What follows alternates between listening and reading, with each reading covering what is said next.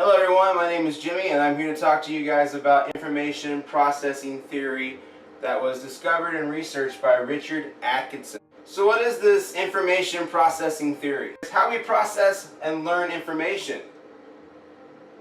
It's the core of everyday work of a classroom teacher. So we're going to spend a little time today talking about how this theory applies to us as teachers in the classroom. Let's start off with the human cognitive architecture. The human cognitive architecture, simply put, is the areas of the human brain that involve thinking.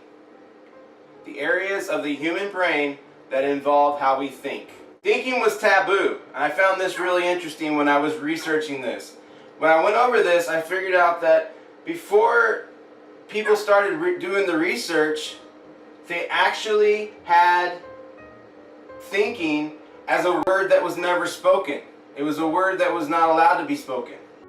Before we actually came into cognitive architecture, the word think was not ever really used openly. It was kind of something that was just talked about outside of formal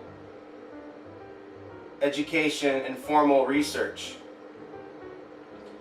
We really only focused on what we could see and what we could actually measure. How much information or what kind of information was the teacher putting into the student, and then basically what were they putting out. So it was basically input output. There was never a in-between on what was going on inside the head. Let's continue on. Information processing. After years of not knowing, after years of not talking about it,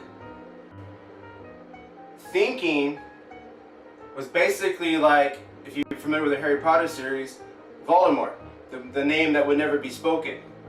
But Atkinson and his student, and when you do any kind of research on Atkinson, you're going to see him paired with Richard Schifrin, who basically they work together, teacher-student relationship, which is ironic because we can use this in the classroom. They actually work together and they pretty much put this together as research. They monitored how the mind works. They kind of used each other as guinea pigs. They really put a lot of thought, no pun intended, in how this works. And basically, what they came up with is what we use for the foundation still today when they start talking about how does the mind process information. So this is very interesting information because it still rings true today. The information processing model is based on the computer model of input, the central processing unit,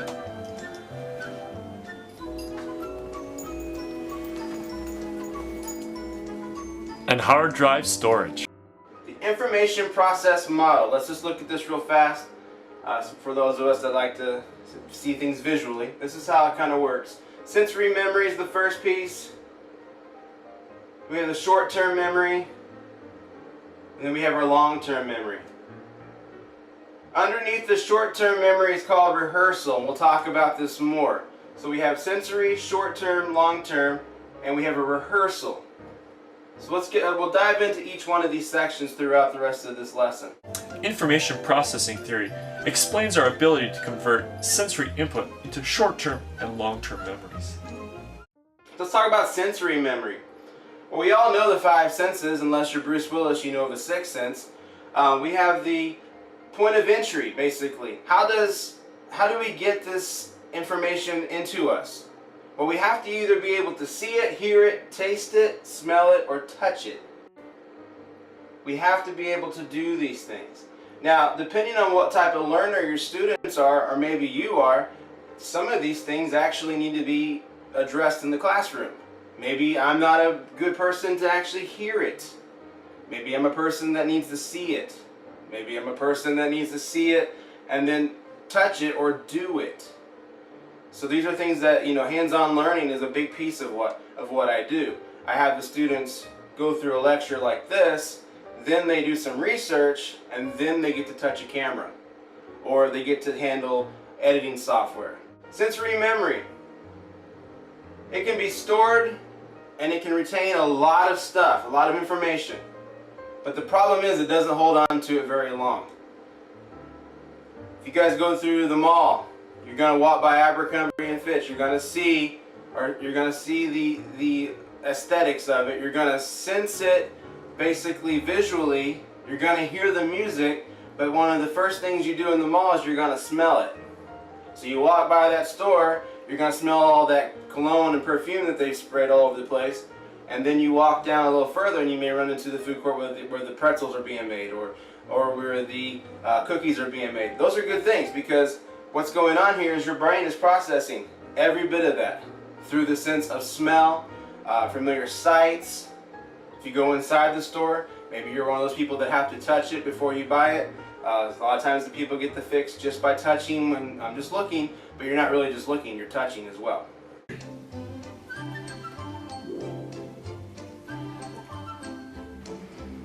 The two best understood sensory registers are seeing and hearing. Stronger sensory inputs are fast-tracked to short-term memory.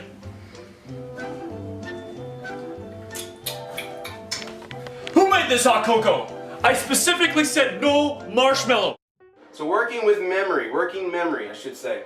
Working memory is the same thing as short-term memory. The reason why short-term memory and working memory are used together is because there's very little difference. And when I was researching this, I didn't see a whole lot of difference. But this is where your students will focus and learn from the teacher's lesson.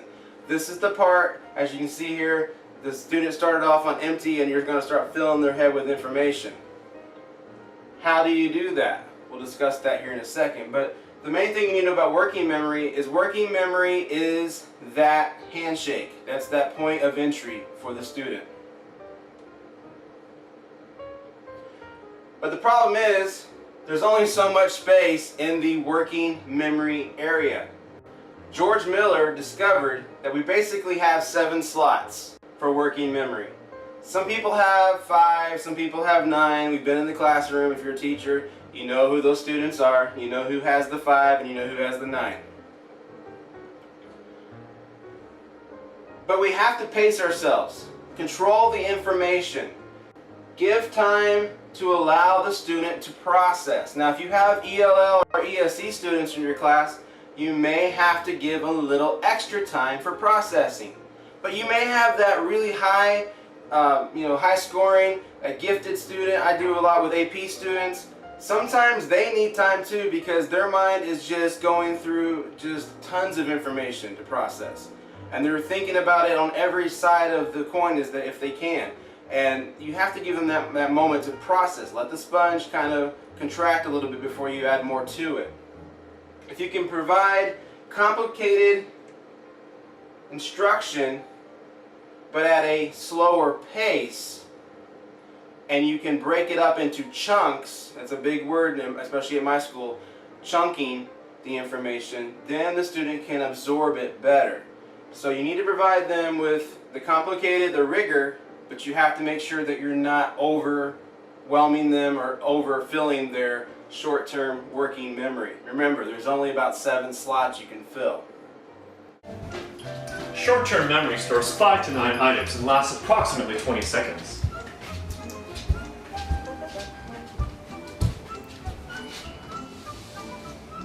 Why did I come in here again? Right. One way to extend the duration of 20 seconds is through repetition. Repetition. Repetition! Repetition. Repetition! Repetition. Long-term memory. Now this is where everything is permanently stored. You have to store this information to be able to move into the next grade level or to be able to get into high school or college. To store this, you have to have a full and sufficient processed working memory. So in other words, you have to have taken that working memory and rehearsed it over and over and over again until you get it into your long-term memory. To store this permanently, we have to make sure that we're giving time to the students and that they're using it in a quality manner. So not only are we giving them time, but we have to teach them and train them how to deal with this information. What do I do with all this knowledge? When does this get fun? Are we gonna talk or are we gonna play Mystic Warlords of Ka'a?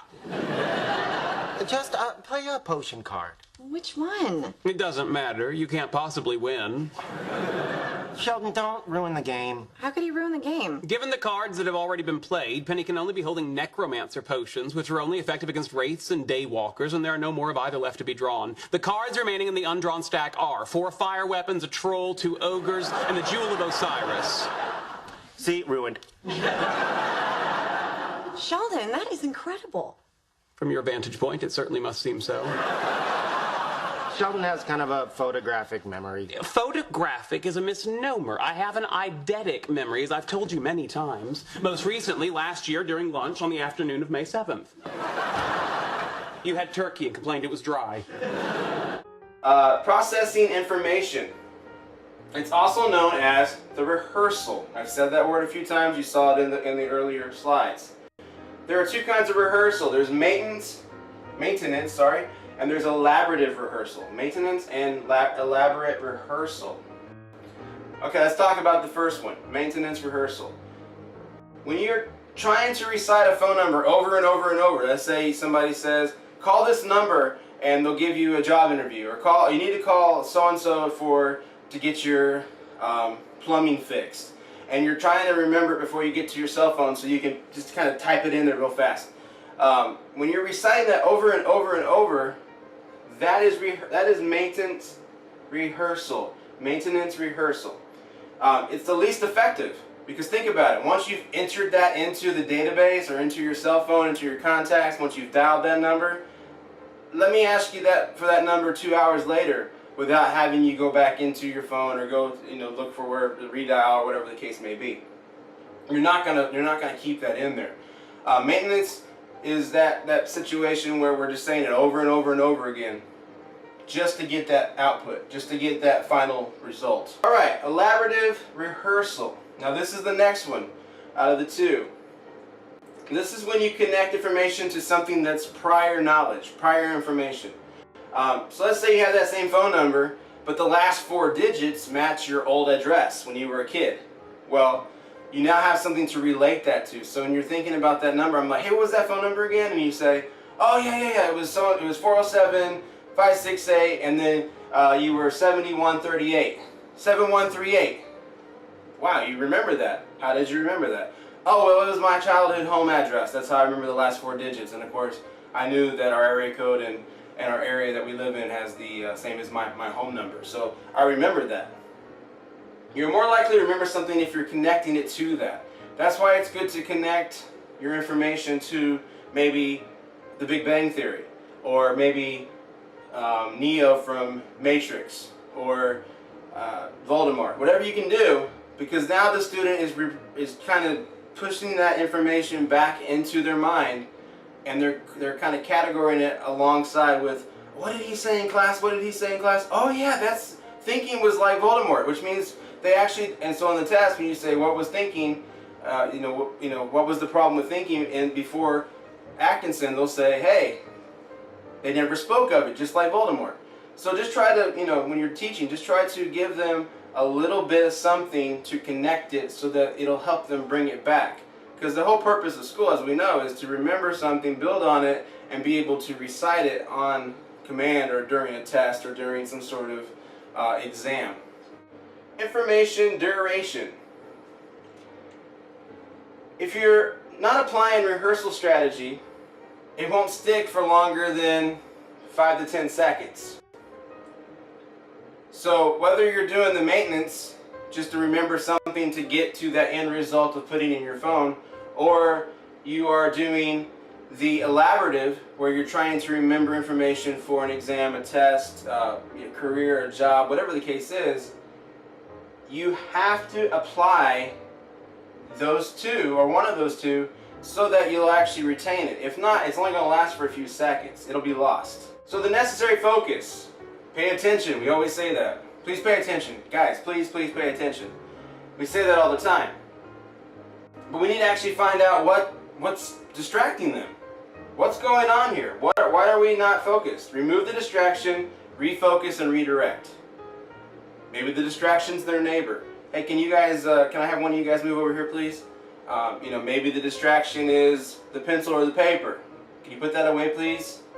Unless they're taking notes. And then, hey, can I get you to, do less doodles, more notes? In fact, in one of my classes, I actually have implemented Doodle It. At the end of the lesson, I actually have them doodle or draw what they learned today. Now, that's a good exit slip, that's a good assessment for that day, but it also gets that piece out of them. So they're like, oh, we're going to get to draw a little bit today, or we're going to get to watch a movie in the middle of, or we're going to watch a clip from my favorite TV show, or I'm going to get to see this or that. And it gives them something to look forward to, because you have to keep them focused, keep them redirected if they get off focus. It's easy to sum it up when you just talk about practice. We sitting here, I'm supposed to be the franchise player, and we're in here talking about practice. I mean, listen, we're talking about practice. Not a game, not a game, not a game. We're talking about practice. Practice, practice, practice. We have to practice these concepts. We have to practice applying them. I use in my class, I do, we do, you do.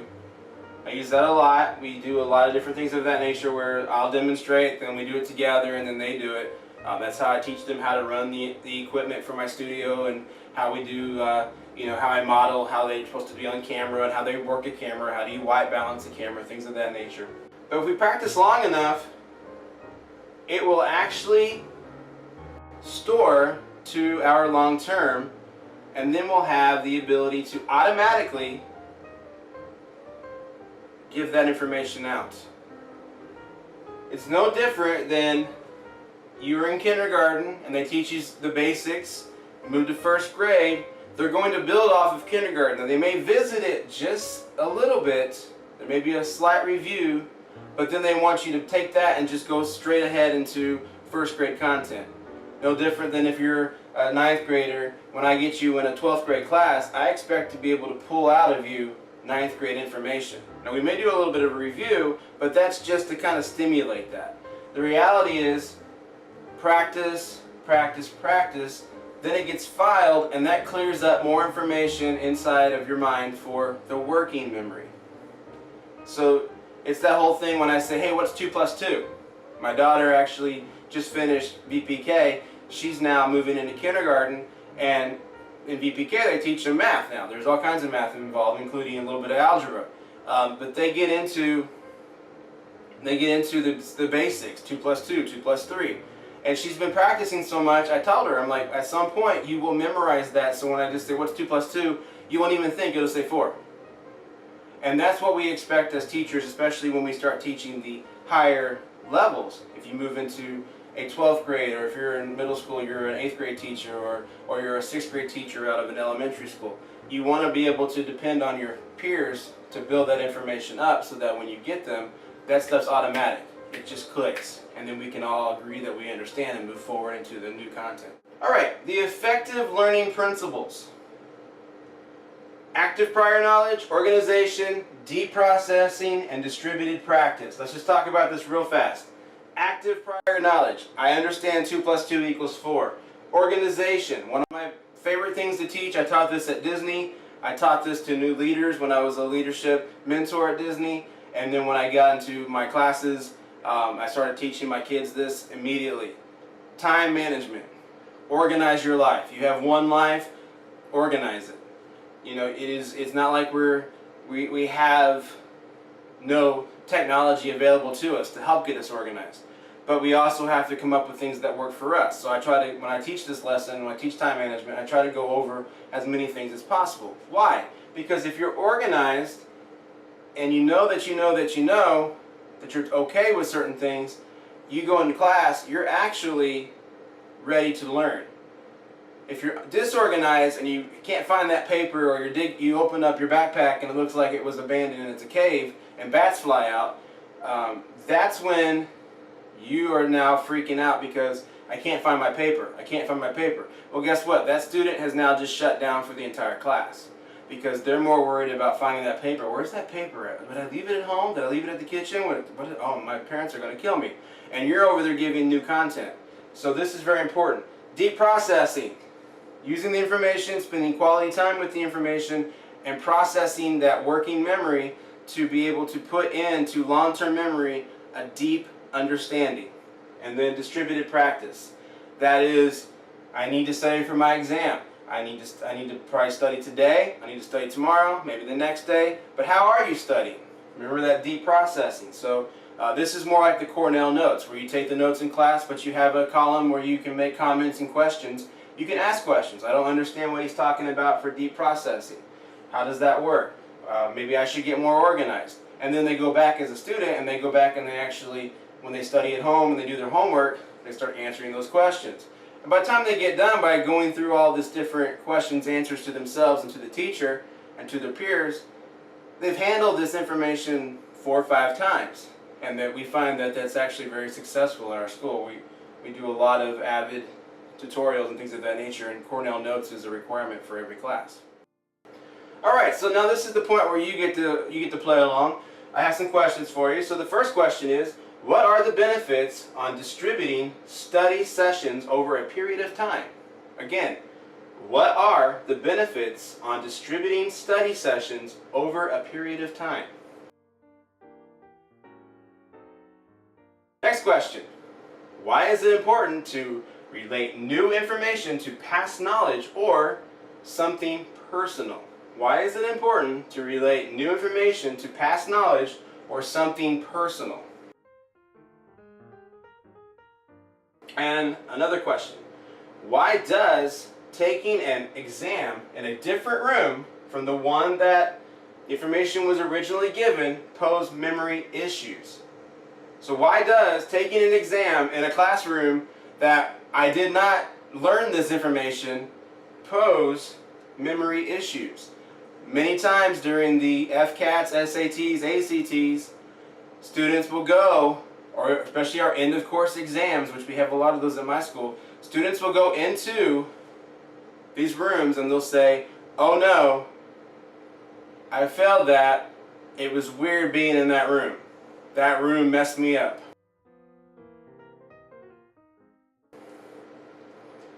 How do you challenge a student with an eidetic memory? So a student that basically has a photographic memory or a memory that anything that they've read is just cataloged. How do you challenge that? If they have memorized and read the entire textbook that you've provided and that's all you're going to study this year, how do you challenge them? Here's a list of my references. Hopefully you guys are having a great week. Hopefully we're having success in the class. Hope to get to know you guys a little bit better. I know it's a fast week and we got a lot going on, but thank you for your time. Have a great day.